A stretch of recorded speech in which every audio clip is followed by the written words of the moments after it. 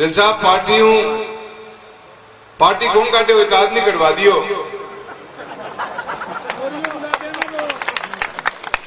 मैं कभी सोचे कौन जिंदगी के अंदर हमारे लोकसभा क्षेत्र में एक नेताजी हैं जिनको मैं नेता बोलता हूं। नेता ने मारने की उनकी आदत पड़ी है। नेता है वो। काफी नेताओं का जीवन बर्बाद कर दिया उन्होंने।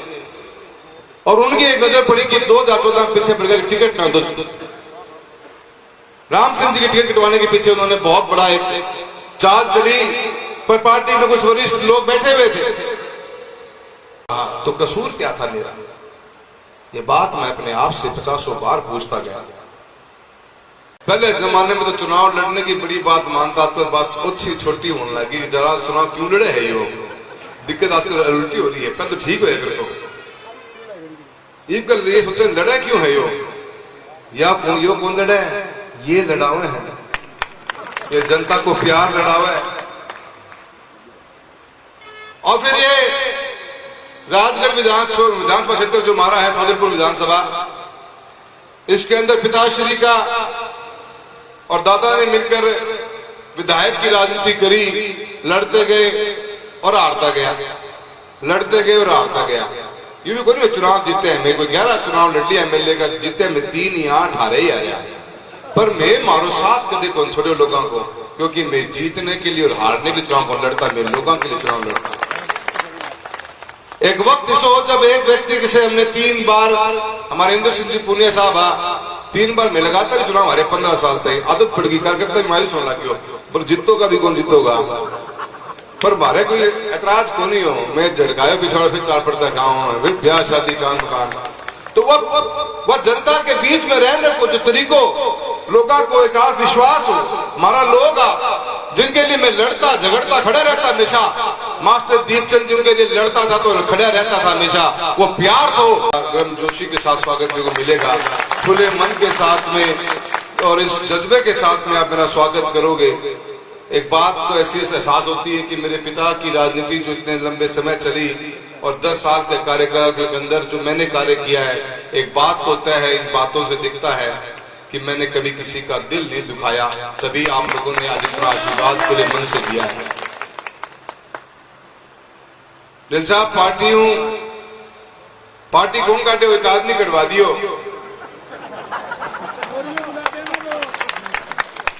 मैं कभी सोचे कौन जिंदगी के अंदर एक हमारे राजनीति की शुरुआत सभी मेरा परिवार का सदस्य हो, मैंने स्वीकार करी तो एक 2-5 मिनट की बात कर लूंगा।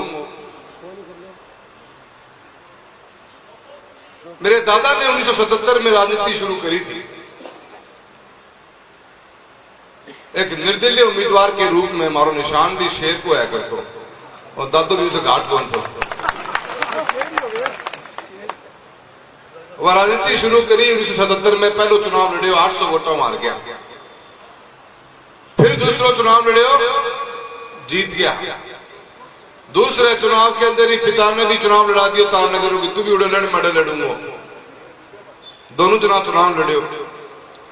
पहले जमाने में तो चुनाव लड़ने की बड़ी बात मानता था, बात अच्छी छोटी होने लगी। जरा चुनाव क्यों लड़े है? यो दिक्कत आजकल उल्टी हो रही है। पहले तो ठीक होगा तो ये सोचे लड़े क्यों है यो, या यो कौन लड़े? ये लड़ावे हैं, ये जनता को प्यार लड़ावे। और फिर ये राजगढ़ विधानसभा क्षेत्र जो मारा है, सादुलपुर विधानसभा, इसके अंदर पिताश्री का और दादा ने मिलकर विधायक की राजनीति करी। लड़ते गए और हारता गया, लड़ते गए और हारता गया। ये भी कोई नहीं चुनाव जीते हैं। मैं कोई 11 चुनाव लड़ लिया एमएलए का, जीते में 3 या 8 हारे ही आया। पर मैं मारो साथ कदे कौन छोड़े लोगों को, क्योंकि मैं जीतने के लिए और हारने के चुनाव को लड़ता, मैं लोगों के लिए चुनाव लड़ता।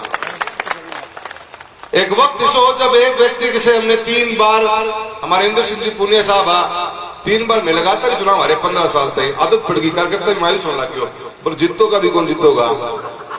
पर मारे कोई ऐतराज को नहीं हो। मैं झड़कायो पिछड़ फिर चाल पड़ता गाँव है, ब्याह शादी कान मकान।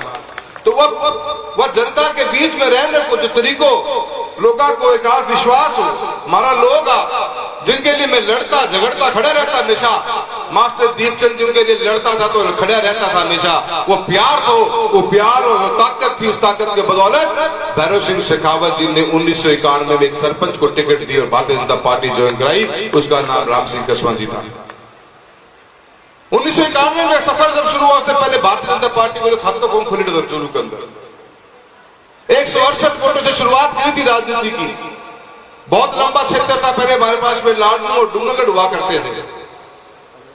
हम चलते गए, काम किया, मेहनत करी। उस टाइम तो डीआई जीप होया करती, धीरे धीरे चलती, सिंगल सिंगल रोड होया करती। कभी पहुंचता तो रात नौड़ी सो जाता। आज तो जमाना बदल के मोबाइल चल रहा है, मैं पहुंचा को नहीं, मोबाइल पहले ही पहुंच जाए, सारी खबर ना। राजनीति के अंदर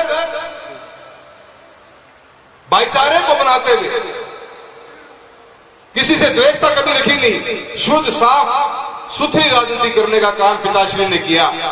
और भैरव सिंह शेखावत जी ने उनको राजनीति के अंदर कांग्रेस बीजेपी के अंदर शामिल करवाया और बीजेपी से शुरुआत करी गई। कुछ वक्त चला, लगातार चुनाव जीतते गए।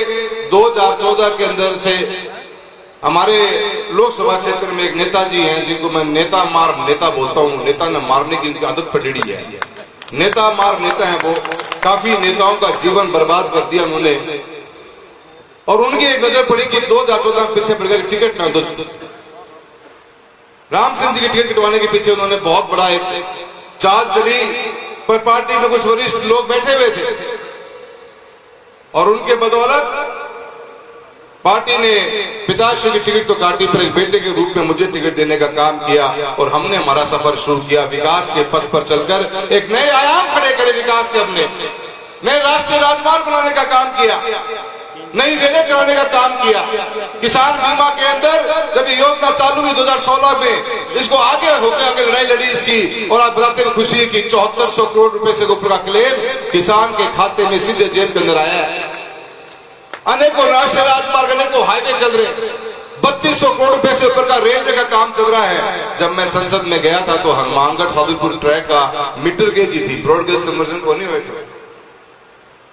3 ब्रॉडगेज कन्वर्जन का काम किया, नई ट्रेनें चली, विद्युतीकरण करवाया गया। 29 नई ट्रेनें चलाई लोकसभा क्षेत्र के अंदर, हर क्षेत्र को जोड़ने का काम करती है। और आज हिंदुस्तान के किसी बड़े शहर में चले जाओ तो चूरू के किसी न किसी स्टेशन से आप कहीं पे भी पहुंचने का काम कर सकते हो। वो काम मेरा था, वो जिम्मेदारी मेरी थी सांसद के रूप के अंदर। और आज हम इस लेवल पे आ गए हैं कि पटरी 1 के बजाय हम 2 करने का काम शुरू कर चुके हैं। रतनगढ़ से चूरू, चूरू से सादुलपुर 1000 करोड़ की लागत से रेलवे के डबलिंग का काम भी कर रहे हैं। बढ़िया, हमने वर्ल्ड क्लास सिंथेटिक ट्रैक बना के चूरू में खेलों को आगे बढ़ाया। अब कई लोग तो कहते हैं ये तो सरकार ही तो बनवा लियो, सरकार होती तो एक ही क्यों बने हो, 10 साल में 25 का 25 बनवा लेता। ट्रैक तो एक ही है और पूरे राजस्थान में ही एक है। हिंदुस्तान के अंदर मात्र 5 ट्रैक है जो ओलंपिक्स एसोसिएशन के द्वारा सर्टिफाइड है, जो ओलंपिक लेवल का कोई इंटरनेशनल ट्रैक बनवाने का काम किया। मेहनत करिए, काम के पीछे भागे हैं। बीमा खाली चूरू लोकसभा क्षेत्र में क्यों आया, आस पड़ोस वाला क्यों को नहीं आवा है। छोरो किम किम काम करे तो काम पर माटी तो ना गिरो, दर्शाई ना हो तो हम काम करते चले गए, ईमानदारी से काम करा हमने, लोगों के बीच में रहे। पिताश्री अलग, मैं अलग, हमारी माता जी भी विधायक रह चुकी हैं। तीनों जनों ने कभी नौहर के अंदर तो मैं कभी 1 या 2 बार चुनाव में पड़ता करता था। मेरी माता जी आया करती थी आप लोगों के बीच के अंदर। हमने परिवार के रूप में इतने बड़े हमारा इस लोकसभा परिवार चूरू को सींचने का काम किया, घर घर तक पहुंचने का काम किया, मेहनत करते रहे। पर वो एक नेता मार नेता, उनकी ये सोच थी कि आगे न बढ़ जाए। ये सामंतवादी सोच रही है हमेशा उन लोगों की कि कोई आगे बढ़ रहा है उसको नीचे दबा दिया जाए। कौन बनेगा, कौन विधायक का चुनाव लड़ेगा, कौन सांसद का चुनाव लड़ेगा, कौन बीडीसी का चुनाव लड़ेगा, वो एक व्यक्ति, वो एक नेता फैसला करना चाहते हैं। ये चलेगा नहीं। प्रजातंत्र के अंदर उसकी खूबसूरती ये है कि फैसला जनता करती है, कोई एक व्यक्ति नहीं कर सकता। हम जनता की आवाज है, जनता का ये तंत्र है पूरा। लोकतंत्र किस बात को बोलते हम कि लोग अपना फैसला करें कि मेरा नेतृत्व कौन करेगा। कोई एक व्यक्ति करने लग जाएगा तो प्रजातंत्र की खूबसूरती मिट जाएगी। सोन जी 2 तारीख में जब मैं ये खबर पड़ी थी, मैंने पता भी कौन तो 1 तारीख में तो मैं चोरू के अंदर मेरी मीटिंग ले तो कलेक्टर के साथ में 5 मीटिंग चाली मेरी। 2 तारीख के रात के बाद में मैं भी सोच तो रहे हो कि गलती कड़ा होगी अपनों। क्या अपन ने विकास से काम नहीं करवाए? क्या अपन जनता के बीच में नहीं रहे? क्या अपन ने जनता के मुद्दों को नहीं उठाया? 96% मेरी अटेंडेंस है लोकसभा के अंदर। हर मुद्दे को मैंने छूने की कोशिश करी। एक पैर लाहौर में रहा तो एक पैर एग्रीकल्चर मंत्रालय के अंदर रहा, एक पैर भादरा में रहा तो एक पैर पार्लियामेंट में रहा। दौड़ते रहे, भागते रहे। पार्टी ने जो जिम्मेदारी थी उस काम को ढंग से निभाया। नमो ऐप की बात करो, किसी की बात करो, हर चीज में अपना नंबर अव्वल रहा। तो कसूर क्या था मेरा? ये बात मैं अपने आप से 50 बार पूछता गया। लोगों के मेरे बहुत फोन आए जिन्होंने मेरे सफर में साथ दिया था। उनकी आंखें नम थी और वो विश्वास था कि हम अपने साथ खड़े हैं, हम आपका साथ कभी छोड़ेंगे नहीं। ये अन्याय है, ये घोर अन्याय है। और चुनाव लड़ना ही कोई मकसद नहीं था। 47 साल हमने चुनाव लड़ा है विधायक का। पार्टी ने एक बार ही कही थी बात कि इस बार का विधायक का चुनाव राहुल पासवान जी आपके परिवार से कोई नहीं लड़ेगा, कोई और लड़ेगा। एक ही बार कहा था। आपने न कहीं खबर पड़ी होगी न कहीं टीवी में आया होगा कि सांसद राहुल पासवान अपनी माता जी की टिकट के लिए आज दिल्ली में इससे मिले या जयपुर में उससे मिले, कहीं नहीं मिले। एक बार कहा, टिकट छोड़ दी, दिलाई उनको जिनके सामने हमने सालों साल तक चुनाव लड़े। रिजल्ट कुछ भी रहा हो पर हमने पूरी मेहनत करके उन्हें साथ दिया। टिकट मुद्दा नहीं, मुद्दा अपना स्वाभिमान था, मेरे लोगों का प्यार था, आप लोगों का आशीर्वाद था। और 2 तारीख के बाद में मैंने भाई कई बार घंटियां करी कि आखिर मेरा गुनाह तो बता दो। गुनाह बताने वाला कोई मिला नहीं। मेरे जुर्म की सजा जो दी उन लोगों ने जो दी जिनके खुद वो अपना वो किस मुंह से कह सकते हैं। उन्होंने उनका जीवन कैसा रहा है आप लोग तो कम जानते हैं कि चूरू वाला ज्यादा भुखेड़ा है, जाओ जाना है। मैं 8 तारीख को आया मेरे गृह तहसील राजगढ़ के अंदर और जिस तरीके की अपार भीड़ और मेरे कार्यकर्ता पूरे लोकसभा क्षेत्र से आए थे, मुझे लगा कि ये लड़ाई सिर्फ मेरी नहीं बची। अब मुझे आवाज उठानी पड़ेगी, मुझे उन लोगों का मान सम्मान रखना पड़ेगा। और ये 2024 का चुनाव इस चूरू लोकसभा क्षेत्र के आम जन का, 36 कौम का आत्मविश्वास का के साथ कहता हूं कि ये अपना चुनाव है मित्रों। ये चुनाव आपका है। राहुल पासवान कुछ भी है ही नहीं, जो कुछ है ये आपका है। आत्मसंदेह का, स्वाभिमान का चुनाव है। जनता को लड़ना पड़ेगा और फैसला करना पड़ेगा कि क्या हमने आजादी इस बात के लिए पाई थी कि आपकी आवाज को दबा दिया जाएगा। बहुत मेहनत करी हमने, आप लोगों के बीच में रह के काम किया। आपको चुनने का हक होना चाहिए, किसी एक व्यक्ति को चुनने का हक नहीं होना चाहिए। मैं इन्हीं मुद्दों के लेके चला हूं। ये चुनाव आप लोगों पर समर्पित है। कांग्रेस पार्टी का धन्यवाद देता हूं बहुत बहुत। उन्होंने जनता की भावना के अनुसार मुझे स्वीकारा है, मुझे पार्टी में शामिल किया और एक नई जिम्मेदारी दी है। एक सांसद के रूप में आपका प्रत्याशी बनाया है। मैं पूरी टीम का, मेरे सभी विधायक, प्रधान, सभी चेयरमैन जो पूरे पार्टी के वरिष्ठ नेतागण बैठे हैं, सबका धन्यवाद देता हूं। पहली दफा मुझे महसूस ही नहीं होता कि मैं कहीं बाहर हूं। मुझे लगा कि जिस तरीके की राजनीति अपन ने करी उससे अपन ने किसी के बीच में कभी द्वेषता नहीं पाली। सबके साथ सम्मान आदर किया। विचारधारा से इंसान लड़ते हैं। मैं अमित भाई साहब आपका भी बहुत बहुत धन्यवाद देता हूं। हमेशा आपने हौसला अफजाई करी और साथ निभाने का वादा किया और आपका साथ इन लोगों के साथ में आज मुझे नजर आता है। चुनाव बहुत लंबा है, समय भी बहुत कम है, क्षेत्रफल भी बहुत ज्यादा है। 27 तारीख को अपन नामांकन पत्र भर रहे हैं। मैं आप सभी से निवेदन करूंगा कि आइए, इस चुनाव के ऊपर ये तेरी मेरी की चुनाव नहीं होगा। इस चुनाव के ऊपर नजर पूरे राजस्थान की नहीं, पूरे हिंदुस्तान की नजर है। चूरू लोकसभा में इस बार होगा क्या? जागना पड़ेगा अपने को। ये अपने आने वाले बच्चों के भविष्य का चुनाव है।